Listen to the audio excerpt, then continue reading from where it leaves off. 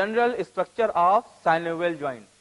Articular capsule, two-layered outer fibrous capsule of dense irregular connective tissue, continuous with periosteum, inner synovial membrane of loose connective tissue, marked makes synovial fluid, lines all internal joint surface not covered by cartilage.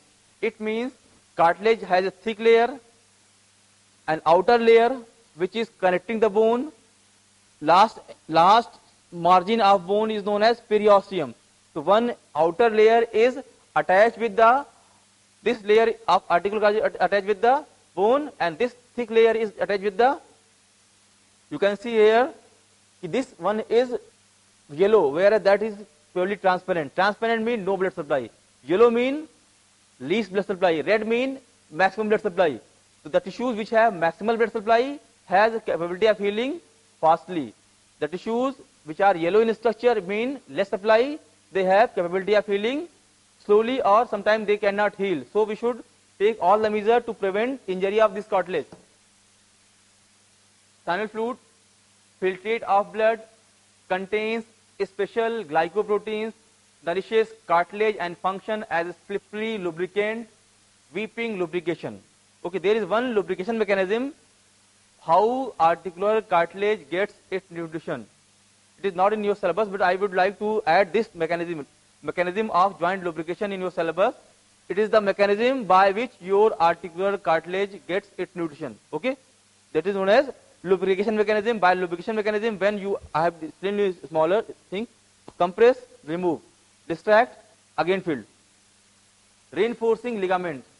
So first and most important characteristic of your synovial joint is presence of articular cartilage, which can give a cushioning effect to joint, prevent bone-to-bone contact, so prevent damage. Third thing, it can increase the base of support. Suppose something is, this is the base of support, but if something cover this, so it can increase the base of support. And when your base of support is increased, your stability will be increased. Clear? So there are three important functions of articular cartilage: increasing base of support, giving soft end feel, soft approximation. Both bones are covered with cartilage. Because of that, there is soft approximation. Because of presence of space between two joints, there is synovial fluid which can act as a bouncing effect. When you apply pressure, so it can bounce you. That's why you are jumping and running, walking. Next important structure of synovial joint is ligament. I have discussed about synovial fluid, about articular cartilage. Third structure which form the joint, which have an important role is in formation of synovial joint, is ligament. Ligament are the structure which bind one bone to other bone. Okay. Whenever we are standing, we are stabilized, and stability is because of three things. First, stability comes from joint configuration, like one ball, one socket and other ball. Okay. Some amount of stability is because of joint structure. If ball is stabilized under socket, but this amount of stability is not enough for our dynamic mobility. Okay. Static stability of joint is provided by joint configuration or articulation, and second is by connection of one bone to other bone by means of ligament. Ligaments are soft tissues, denser rope-like structure.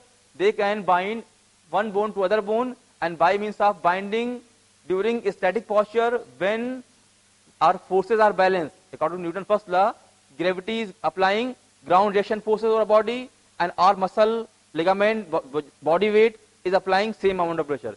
And when both pressures are equal, we are stabilized. So during a static posture, when we are not moving, stability to our body is provided by ligament and joint configuration. But what happens when we move? When we are stabilized, it is keeping like this. Ligaments are attached, we are stable. But when we start moving, the ball can't, when we are going flexion, ball will come forward. Extension, ball will go backward. Adduction, ball will come inside. Abduction, outside. Rotation. So it means we have disturbed the stability of joint configuration. During movement, your ball is going in, out, anywhere, any direction. It means that configuration become unstabilized. The movement of inertia is disturbed.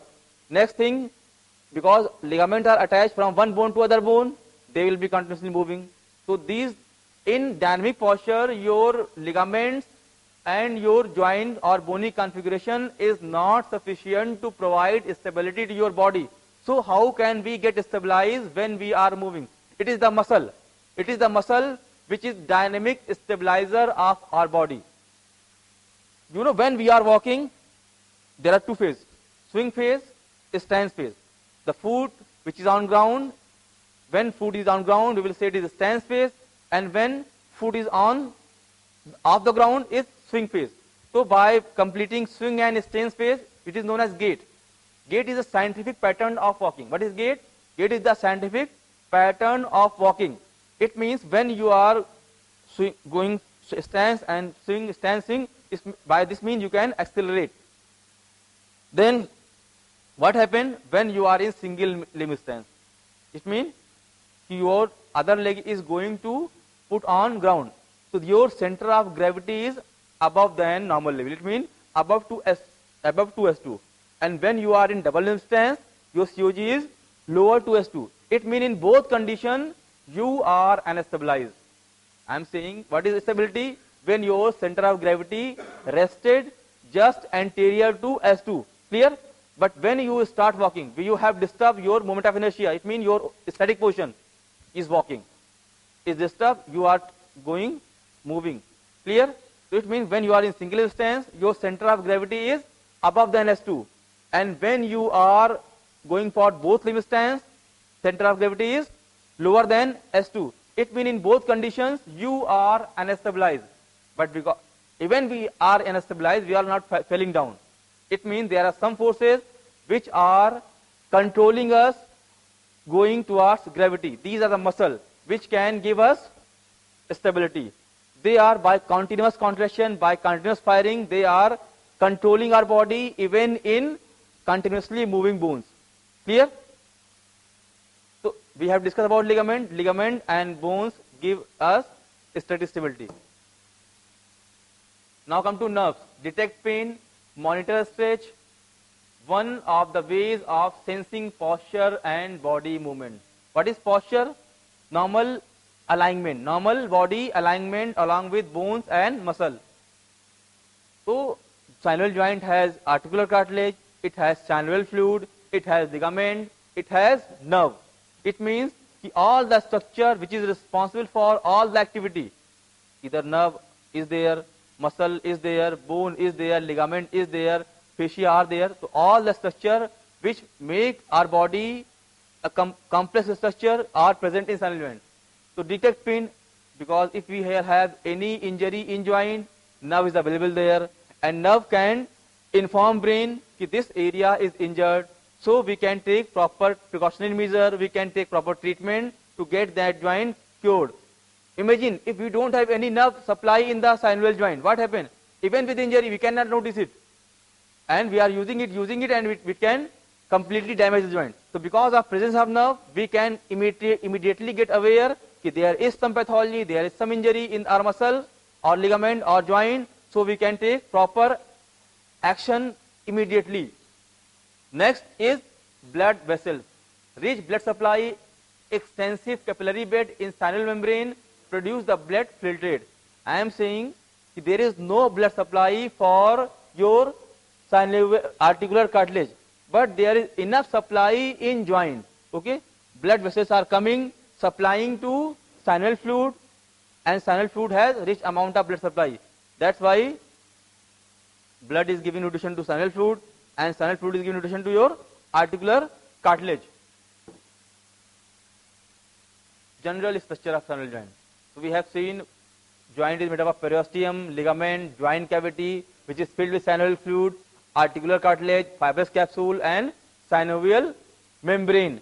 Synovial membrane is a barrier between your bone, cartilage, and fluid. Synovial membrane is a barrier between your, otherwise what happens? Fluid can get leaked. If you are not confining any fluid with a boundary, it can flow because it is not a solid mass. So membrane is a structure which can retain the synovial fluid. But if you have any injury in membrane, it can leak the fluid, and this is the main cause of development of arthritis. and it is the membrane which is responsible for diffusing. Diffusion mean, you know what is diffusion? Always higher concentration, lower concentration moves towards higher concentration. Always lower concentration moves towards higher concentration. If you put grapes in a concentrated sugar solution, clear? What happened? After some time you can feel that grapes is wrinkled because all the content which was available within the grapes comes out.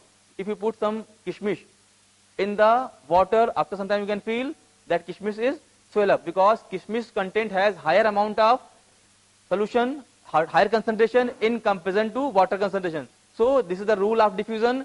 Always lower concentration moves towards higher concentration. So when we see here synovial fluid, you can feel like egg yolk. You've seen yolk, whitish component of yolk. So synovial fluid is sticky like this. It is viscous component. Okay. So when there is any compression, the nutrition available in fluid can go into the articular cartilage, and when there is compression, the articular cartilage waste material comes out from the cartilage and managed via the synovial fluid. Clear? You all know about the blood exchange. Normally we take fresh blood from our artery and that blood go to cells. There is reaction and oxygen and glucose of the cell is utilized, and end product is water and CO2, which is again go to veins blood. From veins it will go to heart, from heart to lungs, and from lungs it will go out, as well as extra or excrete water will be excreted from the kidney. So this is a mechanism when your cartilage utilize the nutrition, and after utilization there is always there is waste. When you use anything, there will be some waste. It is a natural law. Same as when your cartilage is taking nutrition, after eating the nutrition it will have some waste. That waste again come to synovial fluid. From synovial fluid it will go to veins. From veins it can be managed throughout the different excretory system and go out of the body. So these are the structure which frame a synovial joint, and they are very important structure. Periosteum is the bone, outer covering of the bone, ligament which bind bone to bone, joint cavity, the space available between two joints, articular cartilage, the softer bone-like structure. You can see, if you are non-vegetarian, you can feel there is a white bone here, transparent, totally transparent. This is cartilage type. This is a cartilage. As well as when you break a joint, there is some soft, harder like structure, that is cartilage. Fibrous capsule. Fibrous mean membranous, like fiber. They are encircling the fibrous capsule is made of and synovial membrane. They are membranous structure which bind a boundary, which makes boundary for your synovial membrane. Bursa and tendon sheath contains synovial fluid, not joint, but often we have not discussed this. Bursa, you may have heard about bursa, fascia, tendon. Okay, so tendon you are very familiar with tendon, but bursa and fascia. If you see the structure of muscle, you may imagine a rope. Rope, if you see rope very closely, it is made up of very thin fiber. Many thin fiber makes one more thick rope. Many thick rope make more thick rope, like electrical wire. If you cut a thicker electrical wire cable, 3 wires are insulated in one cable. Again you cut, 3 more wires are insulated in one. So like there, muscle, very thin fiber, 5 fiber make, they are tropocollagen. 5 fiber encircled in a wire like plastic, copper wire. You can imagine from your electric wire. There are thin copper wire, 5 to 10 copper wire are encircled in a plastic sheet. Okay, one green, one red, one yellow. Again that is encircled in a black. And if you see a very thick wire, many black are encircled in the rubber. So these rubber which are encircling the fibers, the rubber insulation which are encircling the fiber, same as muscle, very thin fiber, 5 thin fiber make one more thick fiber, then 5 fiber more thick. So this type a hierarchical structure of muscle. When we will talk about muscle, we will discuss it.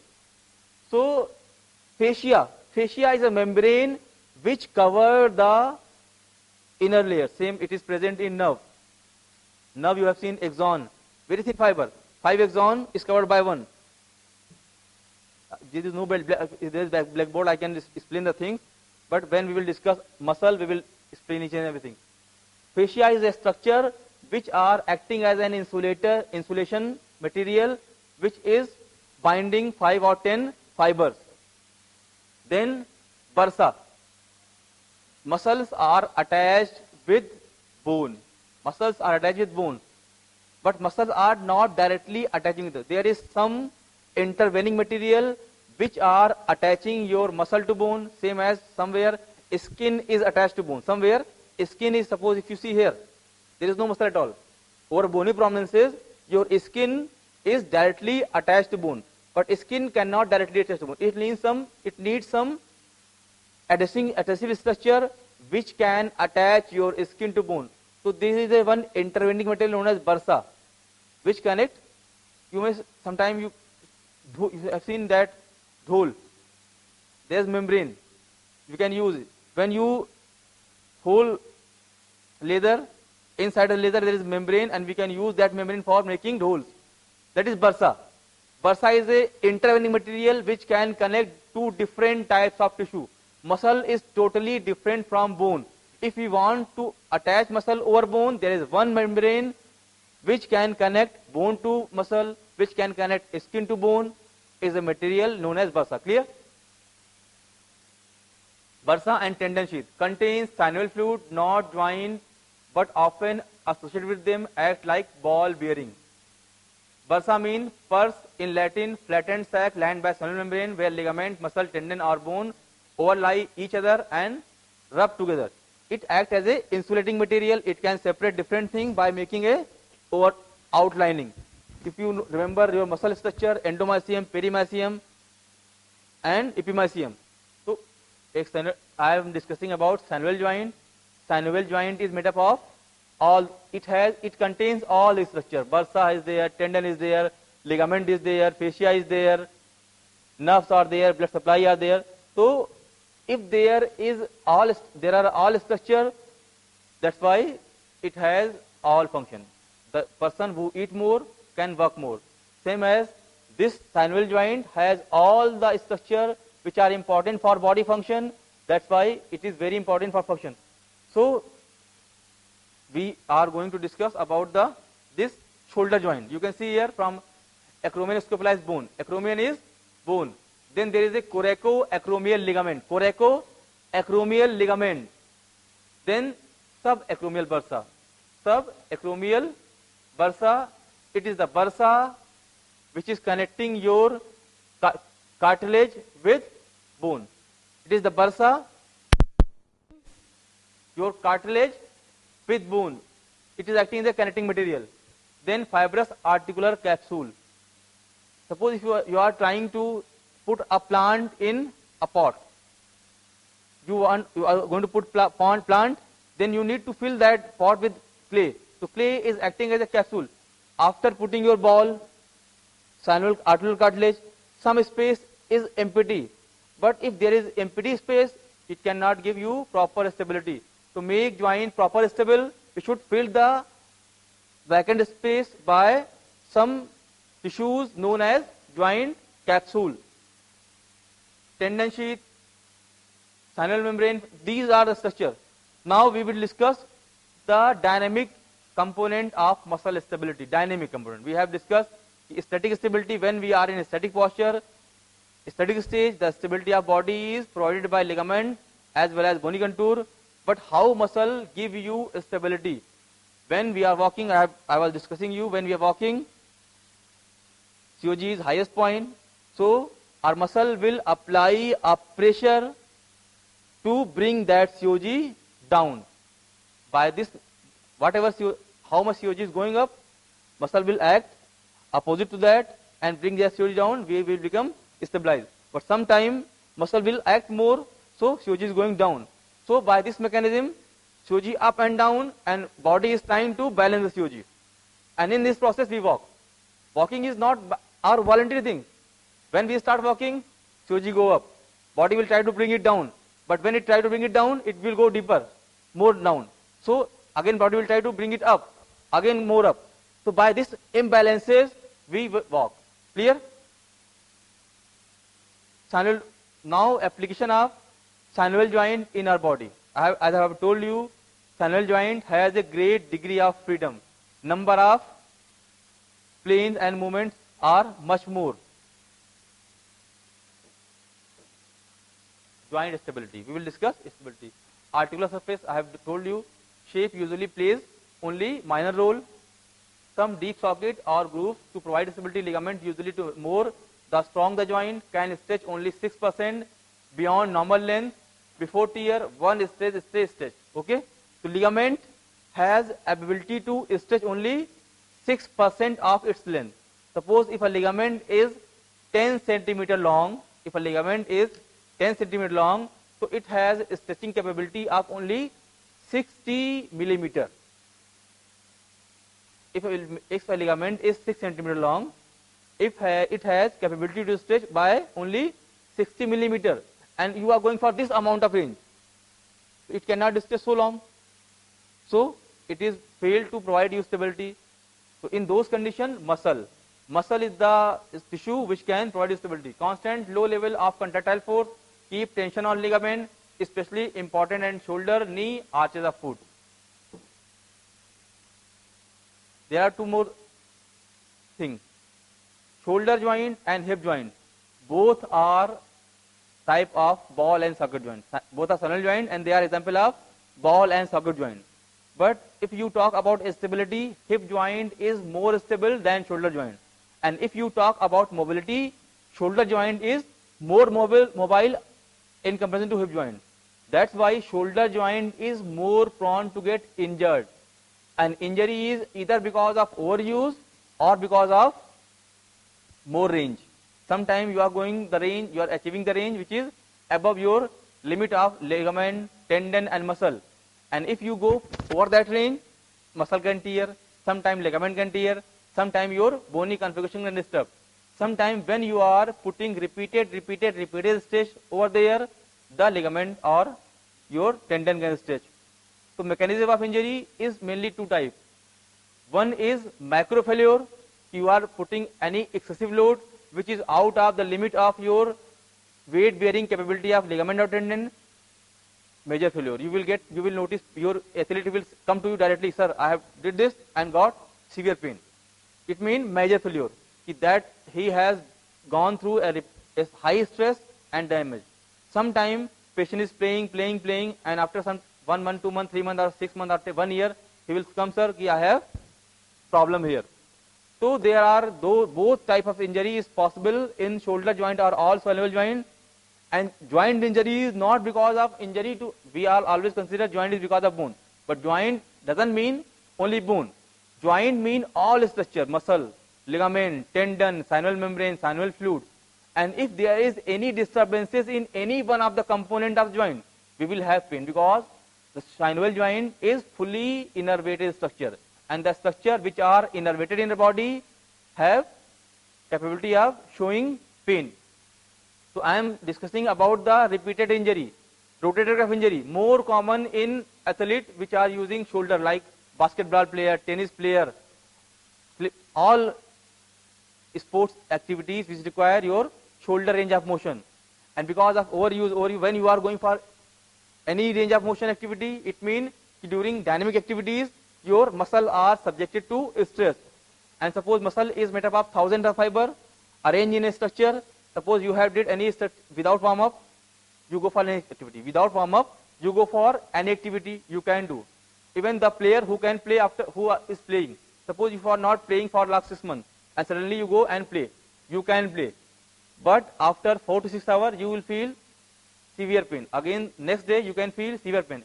For 2 to 3 days, you are feeling pain. What is this? This is delayed onset of muscle soreness. Because your body was not prepared to perform that activity, or your body was not conditioned for performing that activity, and you do it. So that time you can do. But after 4 to 6 hours, When during that activities you have tear some of the tissues, but not majorly. Some of the tissues can tear, and when they will get tear, there will be some inflammatory reactions, and because of those reactions, because of inflammatory reaction, some chemical will releases from the damaged cell, which will go to your body and stimulate your receptors. We will discuss in this chapter how we can feel pain, and we are feeling pain after 4 to 6 hours. And when you have sudden injury, you are feeling pain just immediately. We will discuss in next chapter how both pain can be perceived, which pain can be felt after 4 hours, which pain can be felt immediately. And this is the because of joint, because joint doesn't mean only bone and bone. Joint is a full-fledged structure. It is made up of all the tissues, bone, ligament, tendon, fascia, bursa, and there is a full chances of pathology in all structure. So if any person come to us with any joint problem, we should be able to assess the integrity of each and every component of the joint.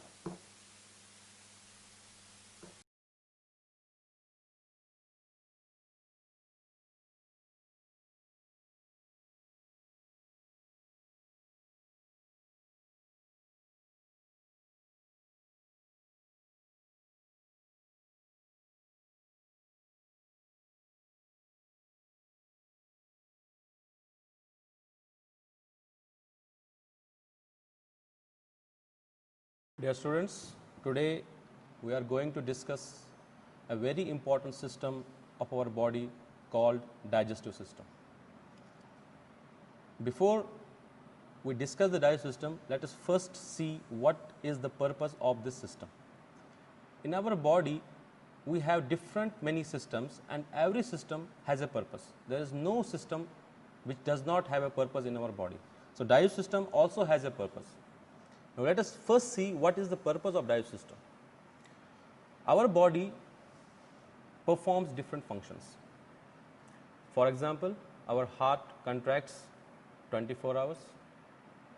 We respire, we take oxygen in and give carbon dioxide out. We have to move from one place to another to fetch food, to make ourselves safe from different hazards. So these are the different functions which our body performs. Or we can say this is the work our body performs, and as you know, every work needs energy. So this energy which we require comes from the food that we take or that we eat. Food which is available around us, whether it's from the animal source or the plant source, we take that food for solving our energy problems. Now there is a problem that the food that's available to us, whether it is from the plant source or the animal source, is in such a form that our body cannot utilize it. Basically, our body utilizes very small molecules of the food. However, the food that is available is in a form that is, I can say that it is present in the large molecular form, and our body cannot utilize it. So the first thing that digestive system does for us is that it breaks down the larger molecules of food into the smaller ones so that our body can utilize it, and this process is called as digestion. So digestion may be defined as the breaking down of the larger molecules of food into the smaller molecules. Now after the food is digested, it has also to reach our blood. Unless and until it does not reach the blood, it cannot reach to our cells, and our cells cannot utilize it. The next thing which the digestive system does is that it also provides us the route through which the food enters our body, and after entering in the body, after digesting it in the digestive system, it also takes it to our blood. And this passage of food after digestion in the stomach to the blood or the lymph is called absorption. So we can say by the process of digestion and absorption, digestive system provides us a continual supply of nutrients, electrolytes and water. As I mentioned earlier that we need food or nutrients for our energy. But besides nutrition, we also need certain electrolytes, minerals, as well as water. These are also essential, and it is the digestive system that provides us these three elements: nutrients, electrolytes, and water.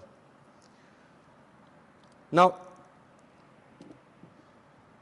if we see the functions of the digestive system, it becomes easier for us now to say that digestive system performs two functions. One is digestion and second is absorption.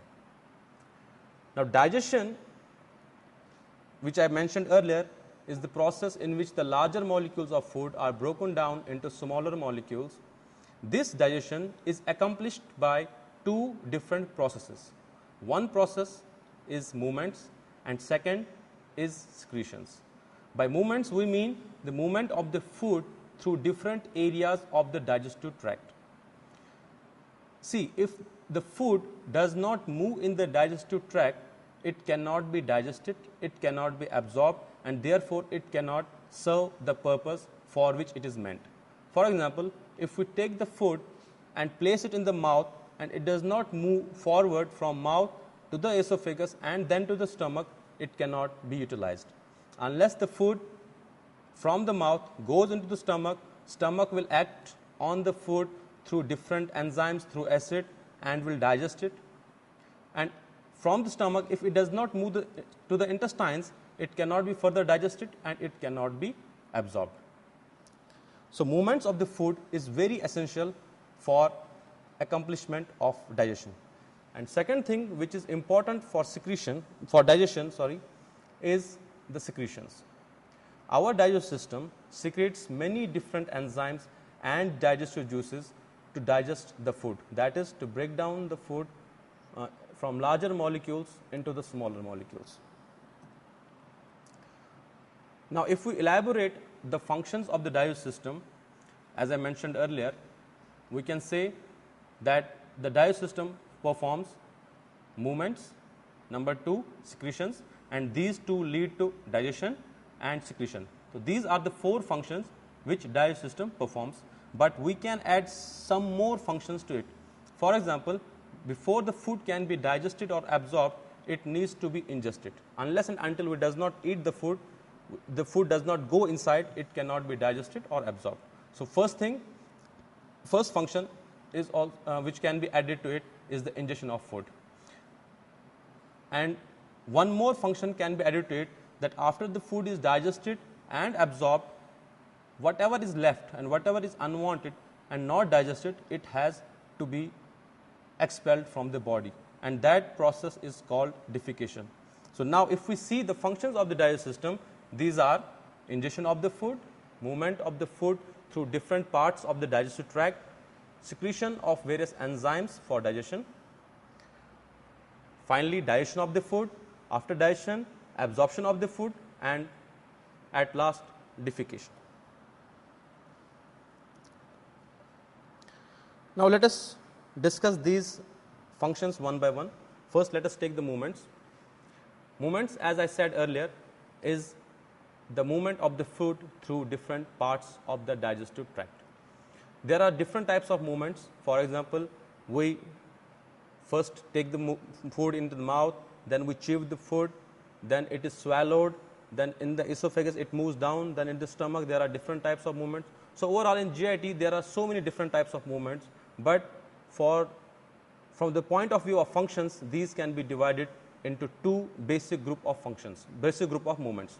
One is the propulsive movement, second is the mixing movements. Propulsive movements are those movements which may cause food to move forward, and mixing movements are those movements which mix the food, which keep the contents thoroughly mixed, that is, they mix the food with the secretions. Now, if we see the propulsive movements in our GIT, the basic propulsive movement is called peristalsis. Peristalsis may be defined as the wave of contraction followed by a wave of relaxation which travels in annulward direction. Now, if you see how the peristalsis takes place, if you imagine a tube, a soft tube filled with some soft material, and if you put your fingers around it, make a constriction there, and then take this constriction forward, the contents inside the tube will be moved forward. This is how the propulsion of food takes place, and this kind of movement is called peristalsis. Same happens in our GIT, that first a contractile ring is formed around the gut, and this contractile ring then moves forward, and just behind the contraction the area is relaxed subsequently. In this diagram you can see I have shown that around the food bolus, which is present in the intestine or somewhere else, a constriction ring is formed. That constriction ring then moves forward, and in this way food is propulsed, is moved forward, and this type of movement is called peristalsis. One more thing which is important related to the peristalsis is that this movement is always in the analward direction. That is, peristalsis takes place from mouth towards the anus.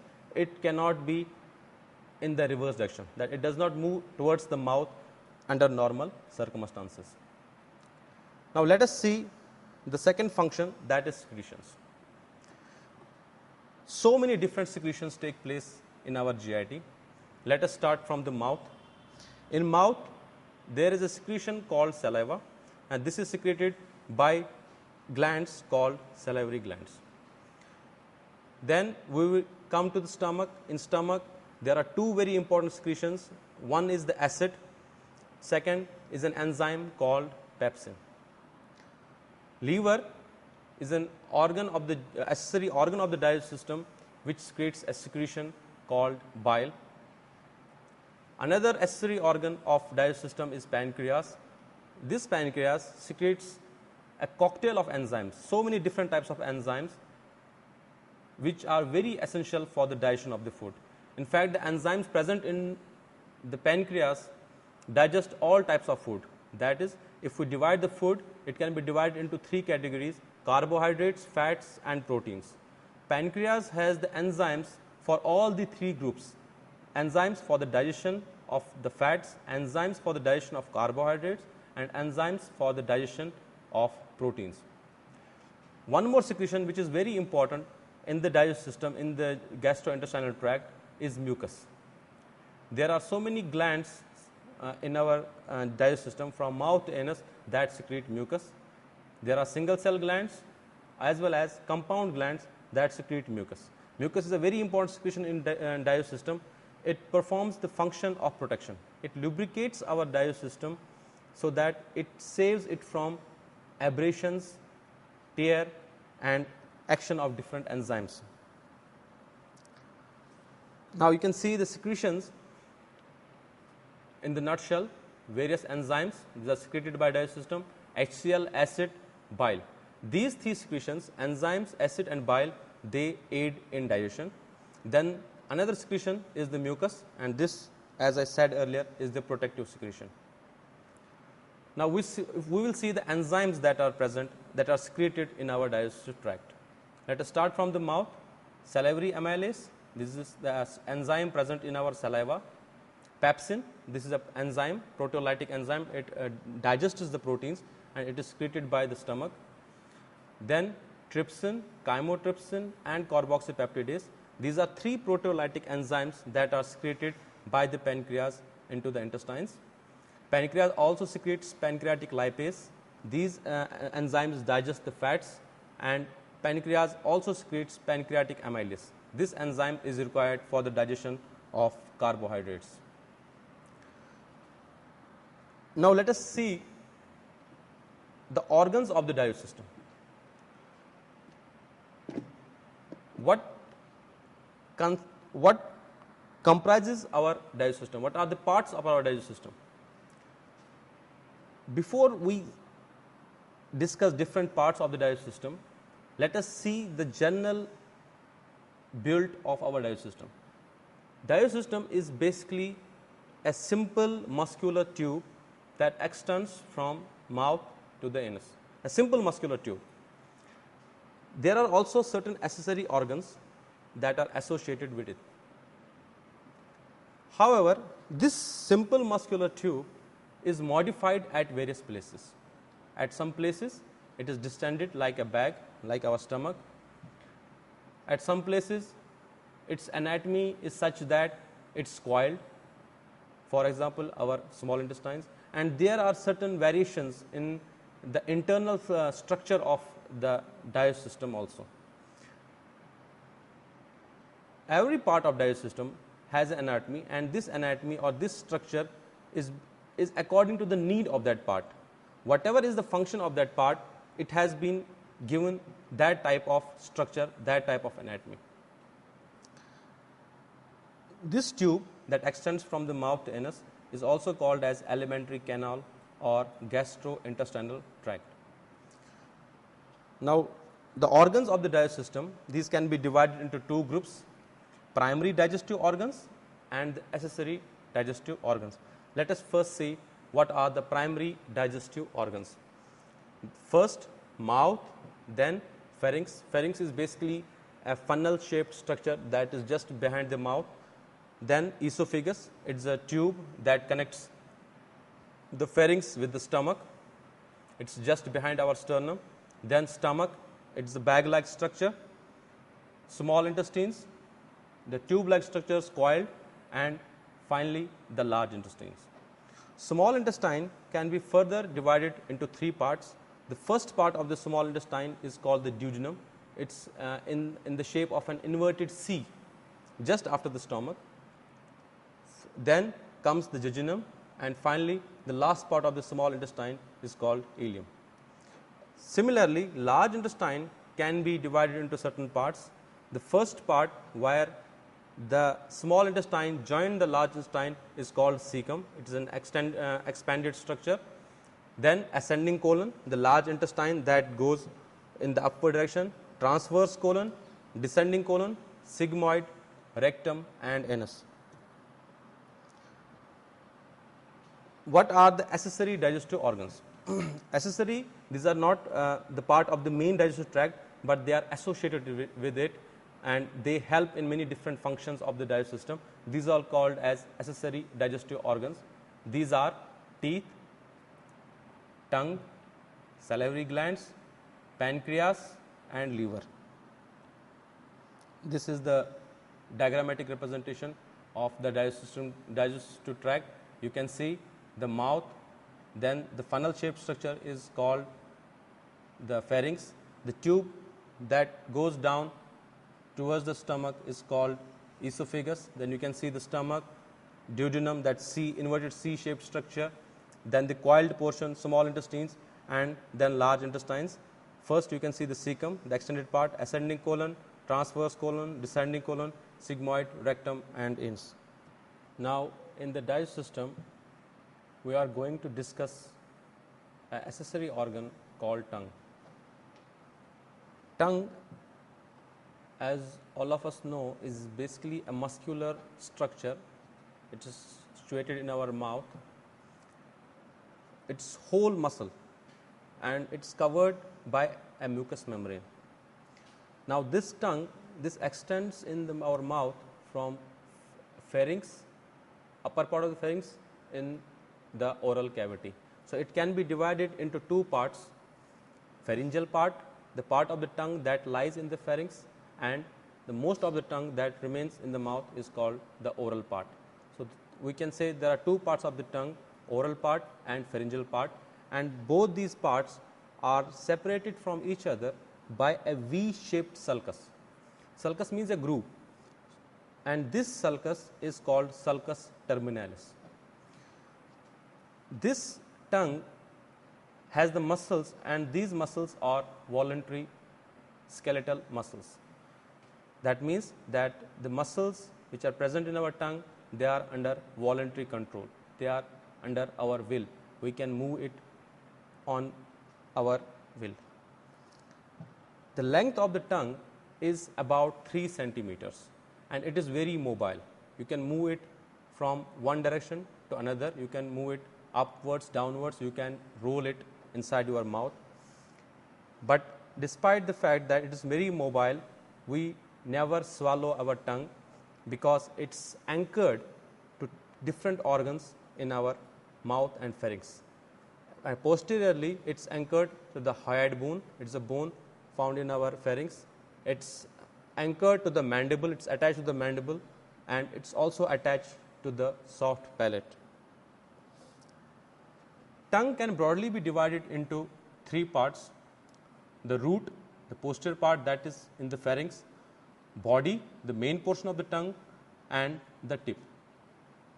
The body of the tongue has two surfaces: the superior surface, which is also called as dorsum, and the inferior surface of the tongue, which is usually very smooth. If you roll your tongue upwards, you can see the inferior surface of the body of the tongue. You must have observed your tongue on a mirror, and you have seen that it's very rough from on the dorsum, on the superior surface. This roughness of the tongue is basically due to the projections which are present on the mucous membrane of the tongue, and these projections are called as papilla of the tongue, and these papilla give tongue the characteristic roughness. These papilla are of three types. First, circumvallate papilla. These are the largest of the papilla found in our tongue. These are about 1 to 2 mm in size, and their number is about 8 to 12, and they are arranged in an inverted V-shaped form. If you observe your tongue on the mirror, you can see at the back of the tongue, these are the circumvallate papilla are there in an inverted V shape. Another type of papilla which is found on the tongue is called as fungiform papilla.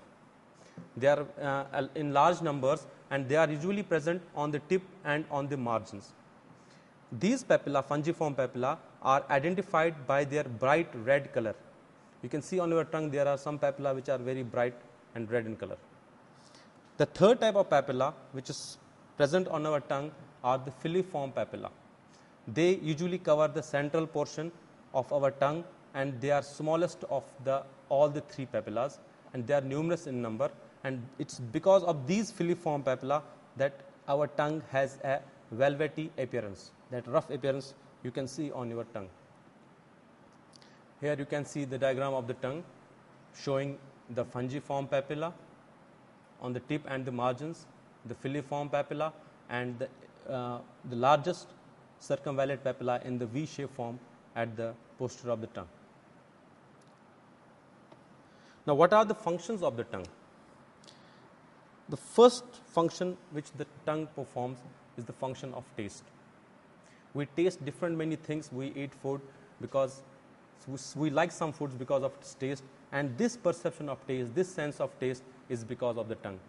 Its tongue is the organ which gives us the sensation of the taste. Second important function of the tongue is the speech. We cannot speak without tongue. If a person does not have a tongue, he cannot speak. So this tongue helps in the articulation and in the speech. Third function of the tongue is the mastication. Mastication means chewing of the food. When we take the food and start chewing it in our mouth, the food is chewed by our teeth, but the tongue helps in chewing. It pushes the food always towards the teeth so that it can be properly chewed. The movement of the tongue is very important during the chewing or the mastication. And another function which the tongue performs is swallowing. When the food is chewed properly and is ready to be swallowed, it's our tongue that pushes it backward towards our pharynx. The tongue is lifted upwards and backwards, and it pushes the food into the pharynx. So the tongue also helps us in swallowing. So the functions of the tongue are taste, speech, mastication, and swallowing. Now, if we see the first function of the tongue, that is taste. It's a very important function of the tongue, and taste is a sensation that, along with the sense of smell, helps us to distinguish undesirable or even lethal foods from those that are nutritious. It is the sense of taste and smell combined that helps us in identifying the foods that are nutritious, that are good for us, and also to eliminate the foods that are harmful, that may be toxic, that may be rotten. We avoid those foods because of these two sensations combined, taste and smell. Even our liking of food depends on the taste and smell. Now, 4 different types of taste senses have been identified. These are sour, salty, sweet and bitter. These are basically the 4 primary tastes. Like in colors, we have red, blue and yellow. From these 3 colors, red, yellow and blue, you can make hundreds of colors. Similarly, these 4 primary tastes of the tongue, sour, salty, sweet and bitter, we can appreciate thousands of tastes. All the tastes in fact are the combination of these 4 elementary tastes. Now the taste sensation is basically the function of the taste buds. Tongue is basically a muscular structure, it is covered by the mucous membrane. So how it perceives the taste? Taste is perceived because of the taste buds that are present in our tongue. The papilla in our tongue, which we mentioned earlier, they contain the taste buds. Taste buds are in fact located on those papilla, except from the filiform papilla. All other papilla have the taste buds. Taste buds are present there. Additionally, there may be taste buds in the on the soft palate, in the epiglottis, and sometimes even we have taste buds in the proximal esophagus also. So it's because of these special sensory organs called taste buds that we appreciate the taste, that how our tongue appreciates the taste, because of the taste buds. Now if we examine a taste bud, it's basically composed of about 50 cells which are modified epithelial cells. And among these 50 cells, most of the cells are the supporting cells, and very few cells, these are called as taste cells. These are the cells, special cells, nervous cells, which examine or which appreciate the taste. Now these cells, these taste cells, which are surrounded by the supporting cells in a taste bud, their tips are arranged around a small pore called the taste pore.